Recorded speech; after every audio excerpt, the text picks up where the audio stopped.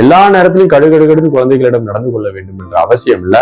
கண்டிக்க வேண்டிய நேரத்துல கண்டித்தும், அன்பு பாராட்ட வேண்டிய நேரத்துல அன்பு பாராட்டியும் பெற்றோர்கள் நடந்து கொண்டால் அந்த குழந்தைகள் உங்களுடைய வசமாக இருக்கும். நீங்க எப்போதும் முரண்பாடாக அந்த குழந்தைகளுக்கு இருந்தால், அவருடைய கருத்துகளுக்கு முரண்பாடாக இருந்தால், கொஞ்ச நாள் உங்க பேச்சை கேட்கறது மாதிரி நடிக்குமே தவிர உண்மையே உங்க பேச்சை அதை கேட்காது. அனைவருக்கும் அன்பான வணக்கங்கள். இன்றைய காலத்துல மிகவும் பெரிய ஒரு சவாலான விஷயம் என்ன அப்படின்னு யோசிச்சோம்னா, டீனேஜ் பசங்களை கையாள்றது அப்படிங்கிறது மிகப்பெரிய கஷ்டமாக இருக்கிறது. ஒரு குழந்தை பருவத்துல அம்மா அந்த குழந்தைய அடிச்சா கூட கொஞ்ச நேரம் அப்படியே அழுதுட்டு கொஞ்ச நேரம் உட்காந்துட்டு ஓடி போய் அம்மான்னு போயிடும். அப்பா அடிச்சாலும் போயிடும், அண்ணன் அடிச்சாலும் போயிடும், யார் திட்டினா கூட கொஞ்ச நேரம் ஒரு மாதிரி இருக்கும். அப்புறம் உடனடியாக ரொம்ப ஷார்ட் டைம்ல போயிடும். அம்மாட்ட போய் உட்காந்து அம்மா அப்படின்னு சொல்லி போய் உட்காரும், மடியில போய் உட்காரும், படுத்துக்கிடும், அம்மாட்ட சாப்பாடு கேட்கும், இப்படி போயிடும்.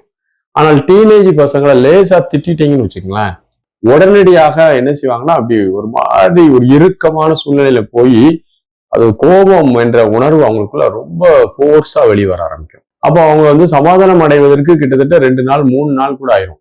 குழந்தை அதனுடைய மனநிலையில இறந்த காலத்தையோ எதிர்காலத்தையோ கொண்டு போறது கிடையாது. டீனேஜ் பசங்களுக்கு இந்த சமுதாயத்தில இருந்தும் பெற்றோர்களிடமிருந்தும் ஆசிரியர்களிடமிருந்தும் மனம் என்ற ஒரு கருவி நல்ல பயிற்சி வைக்கப்பட்டிருக்கும். மனதுல அவங்க மற்றவங்களோட கம்பேர் பண்ணி பழகிருப்பாங்க, அல்லது உடலுடைய மாற்றங்கள்ல ஹார்மோன்ஸ் நல்ல சேஞ்ச் ஆகி உடல் ஒரு வகையான மாற்றத்துல இருக்கும். இந்த மன மாற்றமும் உடல் மாற்றமும் அவர்களை உடனடியாக சமாதானத்திற்கு கொண்டு வருவதில்லை. ஒரு டீனேஜ் டயத்துல தான் செய்யறது மட்டும்தான் சரியானது, அனுபவமே இல்லாமல் தான் ஒன்றை கருதுகிறார்கள், நினைக்கிறார்கள் என்றால், தான் நினைத்த அந்த விஷயம்தான் சரியானது என்றும் மற்ற எல்லாமே தவறும், அதுதான் அதுல நியாயமாக இருக்கும் அப்படின்னு நினைச்சிட்டு அவங்க ரொம்ப அதுல அடமண்டா இருப்பாங்க. அப்போ பெற்றோர்கள் கண்டிக்கும் போது அது அவர்களால் ஏற்றுக்கொள்ள முடியாத போது அவர்களுடைய எனர்ஜி, டீனேஜ்ல எனர்ஜி நல்லா ஹையா இருக்கும்.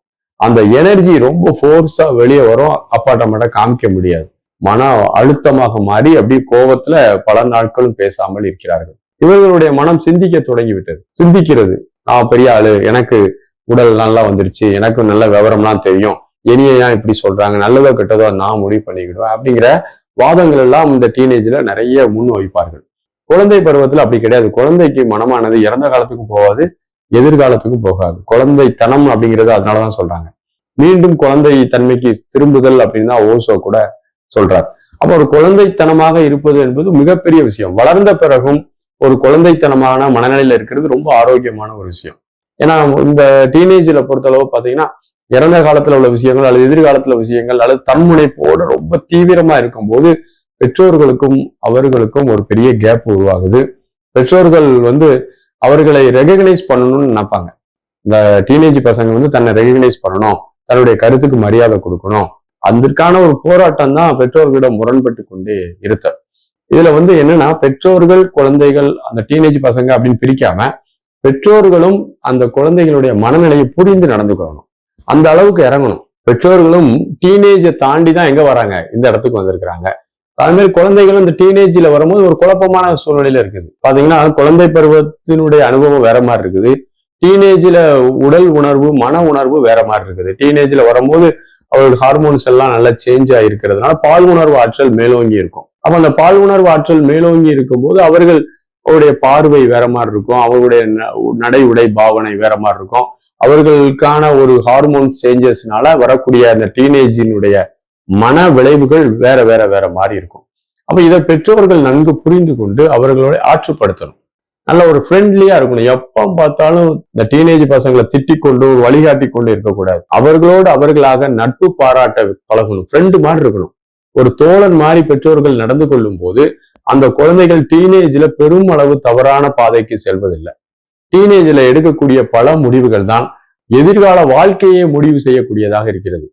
கல்வியாக இருந்தாலும் சரி, அவனுடைய ஒழுக்கமாக இருந்தாலும் சரி, அவனுடைய பழக்க வழக்கமாக இருந்தாலும் சரி, பெரும் பாதிப்புக்கு உள்ளாகக்கூடிய ஒரு பருவம் அந்த வளர் இளம் குமர பருவம் என்று அழைக்கக்கூடிய டீனேஜ் பருவம். இந்த பருவத்துல பேரண்ட்ஸ் நல்ல ஒரு நட்பு பாராட்ட வேண்டும், அவர்களுக்கு கைட் பண்ணணும், அவர்களோடு சேர்ந்து இணைந்து பணியாற்ற வேண்டும், அவர்களோடு இணைந்து பயணிக்க வேண்டும். ஒரு குறிப்பிட்ட காலம் தான், ஒரு 4 ஆண்டுகள் 5 ஆண்டுகள் டீனேஜ்ல ஒரு பேரண்ட்ஸ் நல்ல ஃப்ரெண்டு மாதிரி இருந்து அந்த குழந்தைகள் கூட ஒரு கனெக்டடா இருந்தீங்கன்னா அந்த குழந்தைகள் பெரிய அளவு தவறு செய்வதில்லை என்பதை பலரும் பார்த்துக்கிறாங்க. அந்த நேரத்துல போய் கண்டிக்கிறது, அந்த குழந்தை எதிர்த்து பேசும்போது என்னடா யாரடா எதிர்த்து பேசுறேன்னு சொல்லி அடிக்கிறது கண்டிப்பது என்பது கண்டிக்கிறது அவசியமானது. அது இடிப்பாரா இல்லா ஏமாறா மன்னன் கெடுப்பார் இல்லானும் கெடும். அதே மாதிரி அந்த குழந்தைகளை நம்ம அப்பப்போ தவறு செய்யும் போது லேசா சுட்டி காமிக்கணும். எல்லா நேரத்திலையும் நம்ம டெரரா இருக்கணும்னு அவசியம் இல்லை.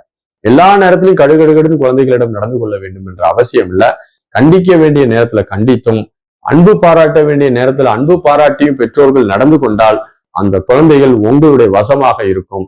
நீங்க எப்போதும் முரண்பாடாக அந்த குழந்தைகளுக்கு இருந்தால், அவருடைய கருத்துகளுக்கு முரண்பாடாக இருந்தால், கொஞ்ச நாள் உங்க பேச்சை கேட்கறது மாதிரி நடிக்குமே தவிர உண்மையே உங்க பேச்சை அதை கேட்காது. அது உங்களை விட்டு போயிடும். நீங்களும் டீனேஜ்ல கடந்து தான் வந்திருப்பீங்க. அந்த உணர்வை வச்சு கண்டிக்க வேண்டிய இடத்துல கண்டித்தும், அரவணைக்க வேண்டிய இடத்துல அரவணைத்தும், பாராட்ட வேண்டிய இடத்துல பாராட்டியும், வழிகாட்ட வேண்டிய இடத்துல வழிகாட்டியும் பெற்றோர்கள் நடந்து கொண்டால் டீனேஜ்ல இருக்கக்கூடிய பசங்களை ரொம்ப ஈஸியா நம்ம கண்ட்ரோல் பண்ணிக்கலாம், நம்ம கைவசம் வச்சுக்கலாம். அந்த குழந்தைகளும் சர்வ சுதந்திரமான மனநிலையில் இருக்கும்போது மிகப்பெரிய ஒரு படைப்பாளியாக இந்த சமுதாயத்துல கண்டிப்பாக இருக்கும்.